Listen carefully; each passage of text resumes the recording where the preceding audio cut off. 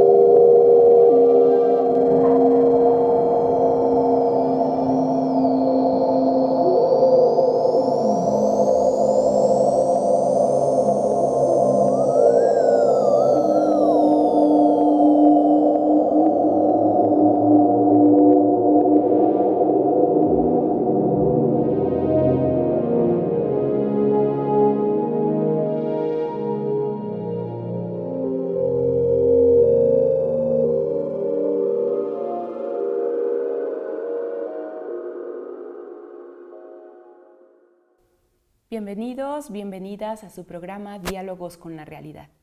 En esta mañana tenemos el gran honor de contar con la presencia del doctor Guillermo Cepeda Lecuona, a quien todos reconocemos por la gran trayectoria que tiene en temas de seguridad ciudadana, política criminal, justicia penal y derechos humanos. Bienvenido, doctor. No, al contrario, muchas gracias, Galina, por la invitación.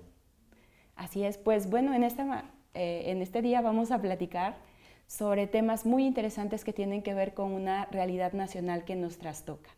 Hay un binomio muy importante que tiene que ver con el tema de seguridad y violencia. Inseguridad y violencia. No sé si podría usted, en este contexto de estos hechos recientes que hemos venido viviendo sobre cuestiones de narcotráfico, casos y crímenes como el de Tlatlaya, Ayotzinapa, ¿qué expectativas tiene la ciudadanía sobre este binomio violencia e inseguridad? Bueno, pues desde luego es una espiral de violencia y de impunidad lo que caracteriza estos recientes hechos dentro de una trayectoria como esto que quizás desde el 95 se ha venido presentando esta situación de incremento en la incidencia delictiva, en percepción de inseguridad, en que los mexicanos hemos tenido que cambiar nuestros hábitos de convivencia en virtud de una creciente desconfianza, de una creciente percepción de vulnerabilidad y pues lamentablemente ha permeado en temas también de crimen organizado, incluso llegando a evidenciar ante la población el grado de penetración que tienen las instituciones ya de estos grupos criminales. Entonces sí creo que es una etapa pues muy complicada de descontrol y que no solamente en los ámbitos propiamente penales, sino también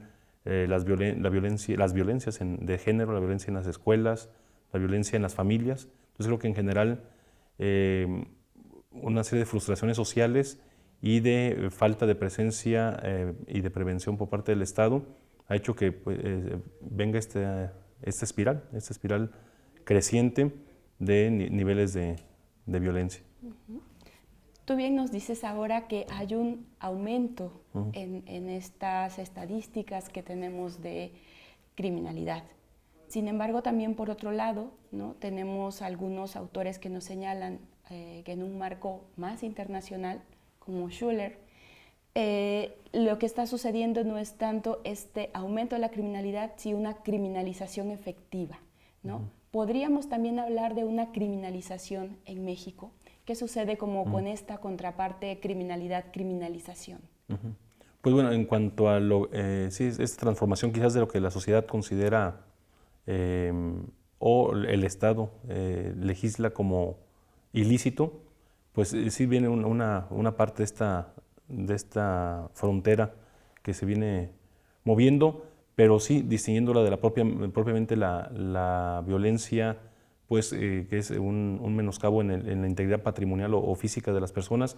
Pues sí, en nuestro país viene aumentando. Por ejemplo, otras sociedades, cuando en las investigaciones de Naciones Unidas comparadas, sí, de pronto resulta que países como Finlandia, como Canadá, tendrían mayor incidencia delictiva que México, pero porque ellos consideran ilícito desde cualquier anomalía o cualquier transgresión a los reglamentos básicos, como de tránsito. Pero en México, sí, dentro de nuestros elementos de incidencia delictiva, propiamente pues de robos, de lesiones, de homicidio, sí se presenta esta parte. Y sí, un poco de la política criminal moderna es tratar de descriminalizar cierto tipo de conflictos, llevarlos a la justicia alternativa, llevarlos al procesarlos dentro de la misma comunidad como formas más efectivas que criminalizarlos por vía penal. Pero sí, en ambos frentes lamentablemente estamos mal, porque tenemos mucha violencia tradicional penal y también un incremento en esta conflictividad social, esta inseguridad urbana, esta densidad que se ve reflejada en conflictos frecuentes en la población. Así es. Y esto que mencionas sobre esta inseguridad urbana, ¿no? De repente escuchamos testimonios de personas muy cercanas que nos dicen lo que van vivenciando cotidianamente, y por otro lado también tenemos esta información que nos transmiten los medios de comunicación, imágenes totalmente desoladoras, ¿no? Que muy posiblemente no tendríamos que estar viendo como población. Sin embargo, la información nos llega desde ahí.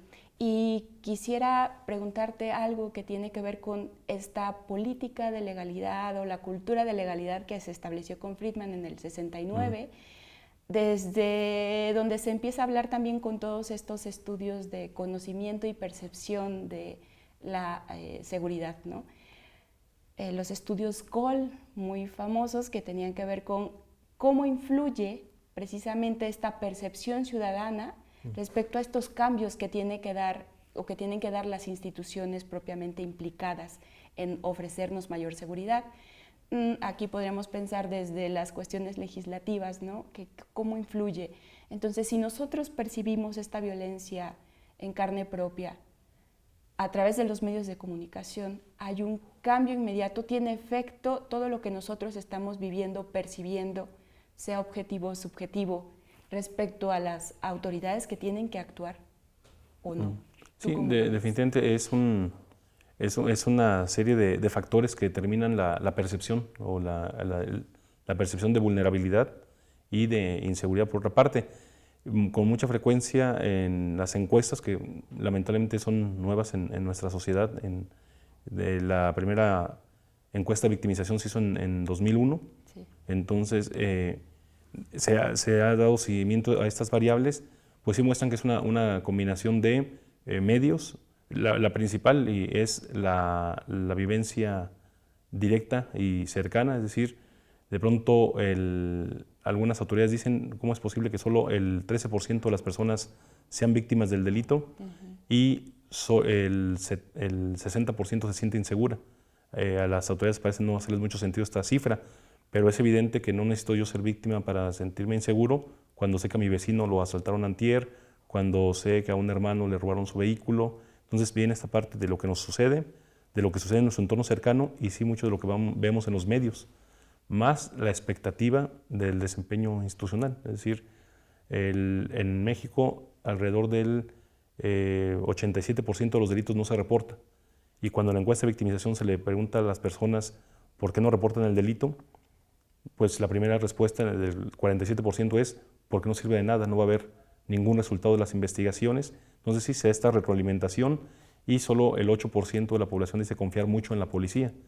Entonces es un conjunto de alta victimización, de un entorno también violento y que se percibe altas tasas de victimización en ciertos segmentos y por otra lo que vemos en los medios. Generalmente también los encuestólogos separan cuando hacen la pregunta, ¿usted siente que se siente inseguro en el país? Y generalmente es mayor la inseguridad que uno percibe en el país porque uno escuchó en los medios lo que sucedió en Guerrero, lo que sucedió en Tamaulipas. Luego le preguntan, ¿se siente inseguro en su estado? Y ahí es un poco menor la percepción de inseguridad porque en el estado a lo mejor hay menores incidencias, claro, según donde vivan las personas. Y después le dicen en su municipio y a veces suele ser menor la percepción de inseguridad en el municipio. Eso habla de que en abstracto pues percibimos esta vulnerabilidad a nivel nacional que tiene una variación según vivamos en Yucatán, que es uno de los estados más seguros, o vivamos en Guerrero o en Tamaulipas. Hay mucha variación de esta percepción, pero y tiene que ver como un insumo fundamental para la política criminal, que yo creo que es muy importante para los mexicanos recibir pronto una señal de que hay políticas públicas que pueden cambiar la tendencia de las cosas, porque como decías, está llegando el momento en que se está erosionando el capital social, de pronto, y también los niveles de victimización. Una persona que es asaltada 2, 3 veces al mes en el transporte público al llegar a su casa y le roban 50 pesos, que para ella es un ingreso muy, muy importante, pues genera una sensación de vulnerabilidad frente a otro segmento de la población que le clonan una tarjeta de crédito por un monto 3, 5 mil pesos. Entonces, cada uno en su segmento pues está siendo afectado y el costo que tenemos de la violencia en nuestro país, según las estimaciones, varía desde un 7% del PIB hasta hay unos que lo ubican alrededor del 12%. Entonces, entre las pérdidas y entre los gastos que hacemos para sentirnos un poco más seguros, contratando seguridad privada, poniendo protecciones en nuestras casas. Entonces, sí, la calidad de vida se ha deteriorado crecientemente en México e incluso el PNUD ya utiliza la variable de inseguridad para el desarrollo humano. Entonces, creo que en México estamos en una situación de alta vulnerabilidad, de baja seguridad humana y que urgen políticas públicas que reviertan esta situación. Muy bien, Guillermo. Pues nos has dicho una palabra mágica que suena mucho en estos días, es la policía. Al regresar, continuaremos platicando sobre este aspecto.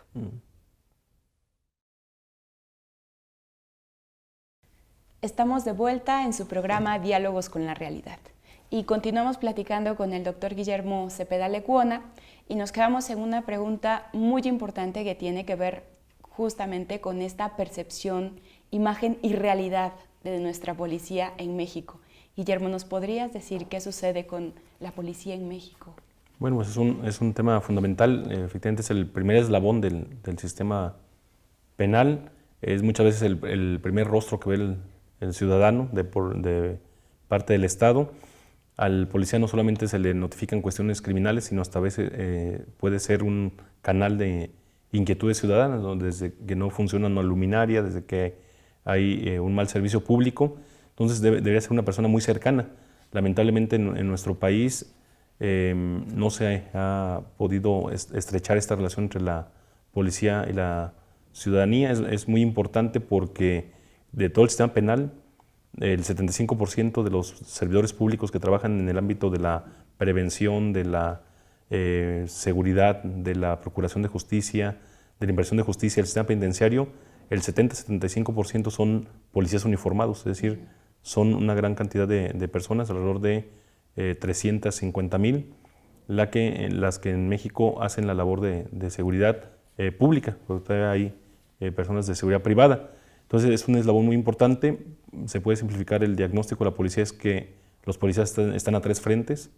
Por una parte enfrentan a los criminales, por otra parte se sienten no aceptados por la sociedad, que no suele ser una profesión bien percibida, bien acogida en la sociedad, y por otra parte también en la actualidad están enfrentando el hostigamiento de directivos improvisados de la policía que les exigen resultados sin siempre darle los medios para desarrollarlos. Entonces, sí es un segmento, esta triple batalla que enfrentan los policías. Les pedimos que defiendan los derechos humanos de las personas y todos los días se les violan los propios. Entonces, sí es una situación de la policía complicada. Se ha tratado de mejorar en el nivel de ingresos, pero sigue siendo una actividad secundaria. Es decir, en las encuestas que hemos hecho a policías, nos dicen que su edad promedio de ingreso a las corporaciones son de 25, 28 años. Es decir, durante 7, 8 años intentaron otra cosa. Son pocos los que dicen, no, yo desde los 18 años entré a la academia y desde los 20 años soy policía. Son los menos los casos. La mayoría tuvieron primero otra actividad antes que ser policía. Y el promedio de edad de los policías precisamente es alrededor de los 35 años, cuando pues, el segmento delictivo está entre 19 y 24 años, el más significativo. Entonces, sí hay una serie de problemas de profesionalización, de incentivos para que ser policía sea una carrera deseable, un camino de vida profesional, y sobre todo, a lo mejor necesitamos menos policías, pero que sean mejores policías, y trabajar arduamente en que se vinculen con la sociedad para que realmente sea un vaso de comunicación con el Estado y que permita focalizar mejor la política criminal del Estado. Respecto a este tema, ¿tú crees que en algún momento pueda ser favorable esta nueva estrategia de la policía de proximidad? Sí, definitivamente es uno de los ámbitos en los que se debe de estrechar. Yo creo que es importante que haya especialización de los policías, que haya cuerpos de proximidad, de barrio, de cercanía con la sociedad. Otro ámbito muy importante que desarrolle la parte ya propiamente penal, es decir, el asegurar las áreas del delito, el de investigar, la investigación preliminar de los delitos. Y sí, esta parte de proximidad, de prevención, también fortalecerla, y por supuesto pues debe haber una parte de capacidad de reacción, agrupamientos especiales que puedan atender situaciones de emergencia, situaciones de crisis en los conflictos más drásticos de la sociedad. Muy bien. Y ahora me gustaría que abordáramos y que pudieras explicar al auditorio en qué contexto y en qué situación estamos actualmente con esta reforma constitucional en materia penal, en justicia penal y en seguridad. ¿Qué es lo que compete hoy en día a las distintas dependencias que ya están trabajando y a los distintos estados que han venido trabajando en pasos agigantados para que en 2016 tengamos ya en pleno esta reforma constitucional? ¿Cómo estamos en esta materia? Pues a mí, que me he dedicado en los últimos 17 años al tema del diagnóstico del sistema de seguridad, creo que nuestra situación es pues muy desoladora en el sentido actual de la inseguridad, de la percepción de vulnerabilidad y de frente a la ineficiencia del sistema de justicia y en general del sistema de seguridad ciudadana. Entonces, en ese sentido, ha crecido desde el 2005 aquella mega manifestación, la necesidad de un cambio. Hemos volteado los mexicanos a otros países a ver en dónde sí están funcionando bien las cosas o qué países en nuestras circunstancias lograron revertir esta tendencia. Y bueno, aparece este sistema acusatorio adversarial, mejor conocido como sistema de juicios orales, como una esperanza. Desde luego, no podemos ganar la seguridad ciudadana en los tribunales. Es decir, solamente es la parte de la prevención, de desactivar los elementos que detonan la violencia social, están en otra parte, están en la política social. están en el desarrollar las oportunidades. Se dice que tenemos el problema de los jóvenes ninis, que ni trabajan ni estudian. Y bueno, de hecho, el doctor García Ramírez, para que haya jóvenes ninis, se necesitan autoridades ninis que ni resuelvan problemas ni generen oportunidades. Entonces tenemos que trabajar toda la parte de las causas de la violencia, pero en el tema ya de la seguridad propiamente, de la política criminal, es muy importante el nuevo sistema porque es una esperanza de asignar mejor los escasos recursos que tenemos como sociedad para atacar las conductas criminales. En la actualidad, en nuestro país, en el sistema tradicional, además de que tenemos este problema de inseguridad tan grave, paradójicamente vemos que la mayoría de los recursos se van a los delitos menores. A mí me gusta poner como una analogía que en el sistema penal tradicional se asemeja a un hospital en el que a la sala de urgencias llega y se le atiende tal como van llegando, lo mismo al que se rompió una uña que al que le viene dando un infarto. Y si llegó primero el de la uña, se atiende primero el de la uña, se le pasa a la sala de espera. Cuando la lógica diría que lo atienda un prestador de servicio social, un estudiante de enfermería, no. El gerente de este hospital dice, no tiene su derecho constitucional a un cirujano y un cirujano va a atenderlo a él, y hasta que acaban de atender al que se rompió la uña, entonces le dan acceso al que le viene dando el infarto. A los dos pacientes les dan en este hospital imaginario una cama en ese hospital, ocupan una cama y por si acaso a los dos se les da quimioterapia. Es decir, lo más extremo, lo más polarizante del conflicto social, que es un proceso penal con todas sus formalidades, con todos sus costos, que tienen que acudir a los abogados para resolver este problema, que desde luego no es comparable el infarto con la uña. Así también en México, el sistema tradicional trata lo mismo al que se roba unas galletas de una tienda que al que secuestra o asesina. Entonces da un proceso penal muy poco diferenciado, y en ese sentido el nuevo sistema de política criminal asociado a los juicios orales, que tiene también una vertiente de justicia alternativa, permite focalizar mejor la política criminal. En la actualidad, también como un ejemplo, un joven, y lamentablemente son casos reales, un joven en Baja California se roba una patineta, tiene 19 años, se roba una patineta, pero la hipótesis del Ministerio Público es que no se robó la patineta de la banqueta, que se la robó del jardín de una casa. Entonces es un robo con allanamiento de morada, lo que lo convierte en un robo de patineta grave, según la legislación inquisitiva o tradicional en México. Este caso, sin mayor consideración, se iba a prisión preventiva, es decir, la persona tenía que estar, aunque se presuma inocente, en prisión durante su proceso por robarse una patineta. Y el caso tarda 8 meses en resolverse. Cuando se resuelve, finalmente el juez dice lo que ya el sentido común nos anticipaba, que no es un robo de patineta grave, es un robo simple, se le dan 5 meses de sanción y pues ya no se puede reparar muchas cosas. Esta persona ya va a quedar con antecedentes delictivos, antecedentes penales, va a ser difícil que encuentre trabajo en los próximos 6 meses, va a quedar estigmatizado como exconvicto. Ese caso nos costó 12,000 pesos de averiguación previa, 18,000 de proceso penal y 280 pesos cada día que estuvo en prisión esta persona, y no se hizo una aportación significativa. Fue un caso que costó 80,000 pesos su atención y no aportó nada a la seguridad, destruyó una vida.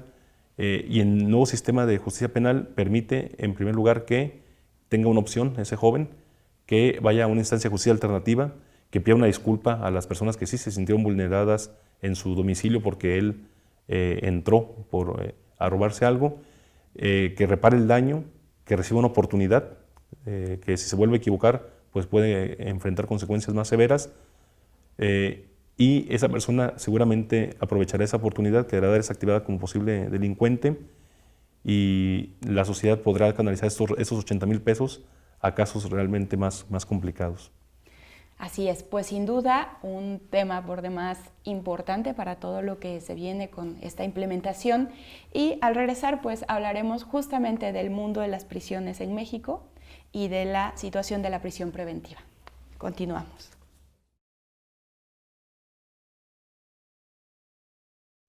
Estamos de vuelta para hablar de el crimen sin castigo y de el castigo sin crimen. Así que regresamos con el doctor Guillermo para comentar lo que tiene que ver con este mundo de la prisión preventiva. ¿Qué sucede en México con el tema de prisión preventiva? ¿Por qué no se aplican medidas alternativas a la prisión? ¿Cuál es el costo, Guillermo, de todo esto? Pues en este caso que hablamos precisamente de la política criminal, de estos casos sobrecriminalizados de robos de patineta grave, de robo de galletas graves, de robo de desodorante criminalizado, que es lamentablemente el día de hoy, por ejemplo, 107,400 personas en México que se presumen inocentes ante la Constitución, en la práctica van a dormir en una prisión por esta institución de la prisión preventiva, que es lamentablemente uno de los pilares de la política criminal mexicana. Es un tema de injusticia y de ineficiencia. Es decir, si lo humanitario no nos conmueve, debe llamarnos la atención a los ciudadanos, a los contribuyentes, el mal uso que se da a nuestros recursos con la política criminal tan extraviada que tenemos. El 70% de las personas que están en prisión preventiva están por el delito de robo y la mitad de ellos cometieron robos sin violencia de menos de 2,000 pesos. Y no es de que debieran de quedar impunes, sino que en un principio de proporción, así como decíamos que a veces atendemos catarros con quimioterapias, así también es el sistema penal que a casos menores los sobrecriminaliza y no es fortuito, es la ley del menor esfuerzo. Para una autoridad es mejor arrestar a 10 personas por pequeños robos que desarticular una banda realmente de delincuentes, de personas que se dedican a robar vehículos, a secuestrar personas, pues es más fácil y están más a la mano las personas que se pueden detener por delitos menores. Y el tema de la prisión preventiva es lamentable porque son esas 107,400 personas que les estamos lastimando irreversiblemente en su vida, porque la gran mayoría de ellos, o al menos la mitad de ellos, no merecería esa situación, porque lo único que justifica la prisión preventiva es el no darse la fuga, el no entorpecer la investigación. Y alguien que se robó unas galletas, alguien que se robó una patineta, no va a huir de la ciudad por no enfrentar su responsabilidad por esta falta. Y en México pues usamos muy mal los recursos. Cada día de internamiento en prisión cuesta 280 pesos para el erario, más 80 pesos que tiene que hacer llegar la familia a las personas en prisión, y que sabemos que se vive en una situación de hacinamiento. En mayo de 2014 México rompió la barrera de los 250,000 internos en las prisiones. Nuestro nivel de ocupación penitenciaria es de 127% promedio a nivel nacional. Naciones Unidas dice que más de 120% de ocupación penitenciaria es trato cruel, y en México estamos al 127%, es decir, donde debe haber 10 internos, hay 13. Pero además es un número promedio. Los grandes centros penitenciarios de nuestro país están al 200-250% de su capacidad. El de Chalco está al 350% de su capacidad. Hay el preventivo, el reclusorio oriente de la Ciudad de México está al 270% de su capacidad. En Puente Grande, Jalisco, es decir, está también a este 260% de ocupación penitenciaria. Esto hace que en estas condiciones de hacinamiento pues es impensable hablar de reinserción. Entonces, en la prisión nos están estallando todas las contradicciones de nuestra política criminal errónea, porque estamos sobrecriminalizando conductas. El 60% de las sentencias en nuestro país son de menos de 3 años, que en el contexto legal mexicano son delitos menores. Si tienes menos de 2 años de sanción, se te conmuta por una multa de 700, 800 pesos cuando ya quedaste con antecedentes penales, cuando costó 12,000 pesos la averiguación previa, 18,000 pesos el proceso penal y 280 pesos si se estuvo en prisión preventiva. Y este abuso en la prisión preventiva hace que todos los días en México dediquemos alrededor de 42 millones de pesos solamente a manutención del sistema penitenciario, mientras el crimen organizado goza de cabal salud. Es decir, los criminólogos refieren el 5% de los delincuentes provoca el 60% de los delitos graves. Una banda que en una noche roba 4 o 5 vehículos, una banda que simultáneamente tiene secuestradas a 2 o 3 personas, a ese segmento hay que atacarlo con precisión de investigación, de eficiencia para lograrlos detener y desactivar como grupo criminal. Y no es posible que hayamos duplicado el número de presos en México sin que nos sintamos 2 veces más seguros. Quiere decir que no estamos acertando a ese 5% de delincuentes. Entonces es un problema de injusticia porque sobrecriminalizamos conductas, nos ensañamos con los delitos menores y negamos recursos a la prevención del delito, a la inteligencia policial que puede anticipar los delitos y a una mejor investigación criminal que puede quitar de la impunidad tantos delitos graves que se cometen en nuestro país. Por eso el sistema de juicios orales permite un poco de esperanza, porque el sistema de justicia alternativa ha demostrado en los estados donde funciona muy bien, como Baja California, como Oaxaca, que el 40% de los casos se puede canalizar a la justicia alternativa sin que queden antecedentes penales. Se da una resolución efectiva, se han recuperado en Baja California 60 millones de pesos en reparación de daños, el 95% de los acuerdos reparatorios que se consiguen por justicia alternativa se cumple, hay 95% de satisfacción de los usuarios que no quieren que el que impactó tu vehículo se vaya a la cárcel, quieres que te pague. Y en México todavía dedicamos el 9% del sistema de justicia penal a criminalizar daño en las cosas derivados de accidentes de tránsito.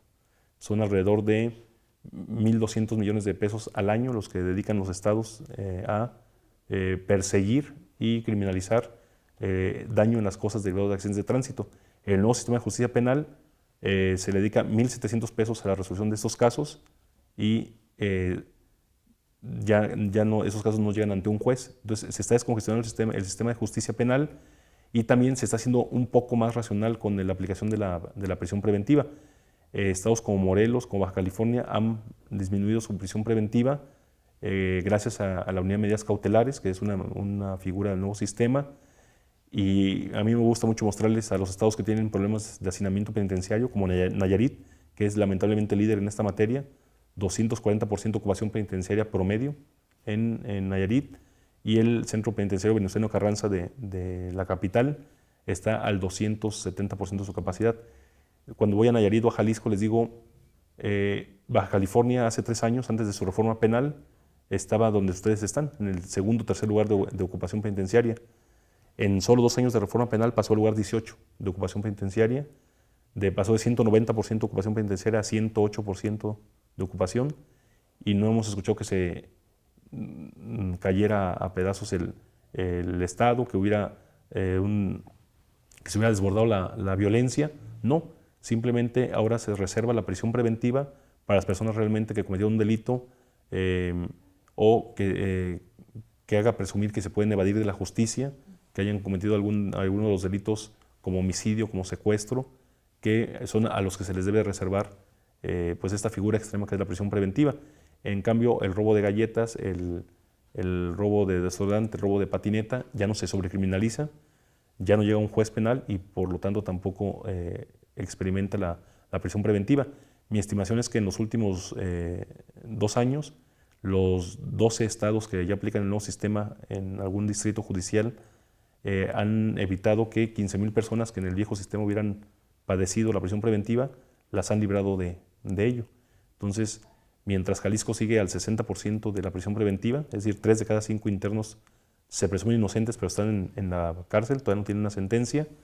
Estados como Morelos han bajado de 46 a 32%, todavía lo ideal sería un 20%, cuando mucho, de prisión preventiva, pero se está avanzando por buen camino, y creo que en estos momentos nos hacen falta muchas experiencias exitosas que nos den aliento para voltear a ver que en México están haciendo cosas importantes, que hay muchos servidores públicos comprometidos con el nuevo sistema, y no permitir que se corrompa este sistema, que se pervierta o que una implementación defectuosa disminuya el potencial que se tienen. Hay estados con reforma penal que siguen sobrecriminalizando accidentes de tránsito, es decir, desarrollar todas las bondades del nuevo sistema, y por eso estamos coleccionando, ahorita nuestra línea de investigación es las buenas prácticas. Si Nayarit o Jalisco van a empezar en el nuevo sistema, hay que decir, no inventes el agua tibia, ve por el área de atención a víctimas de Nuevo León, trate el sistema estatal de justicia alternativa de Baja California, la Unidad de Medidas Cautelares de Morelos y tendrás con 3, 4, 5 buenas prácticas, le puedes pegar al 60% de tu problema de sobrecriminalización, violación de derechos humanos y un uso tan ineficiente de los recursos. Pues sí, creo que además de estas cifras tan puntuales que realmente nos ilustran muchísimo sobre las condiciones actuales en las cuales nos encontramos, nos has dicho algo muy cierto que tiene que ver con pues esta gran expectativa que hay en torno a la reforma penal, constitucional y sobre todo por lo que tiene que ver con el propio sistema penitenciario, ¿no? Justamente durante este tiempo se ha hablado de este cambio, esta modificación de hablar de una dignificación de las personas que estén en prisión, ¿no? Y tiene que ver también con esta reforma constitucional al artículo 18 para que tengamos realmente una base de los derechos humanos para esta reforma. Así que ha sido un gusto poder platicar contigo, Guillermo, que nos hayas podido dar todo este panorama tan amplio de lo que compete y de lo que acontece. Así que bueno, esperemos que esto pueda ser un aliciente para pensar en que una reforma así, que está en proceso, puede tener mucha luz para una situación como la que se presenta y se vive en México. Muchísimas gracias, Guillermo. Al contrario, muchas gracias. Agradecemos su atención a este espacio, a este programa de televisión Diálogos con la Realidad. Esperamos que haya sido de su agrado y sobre todo que sirva para reflexionar. Hasta la próxima.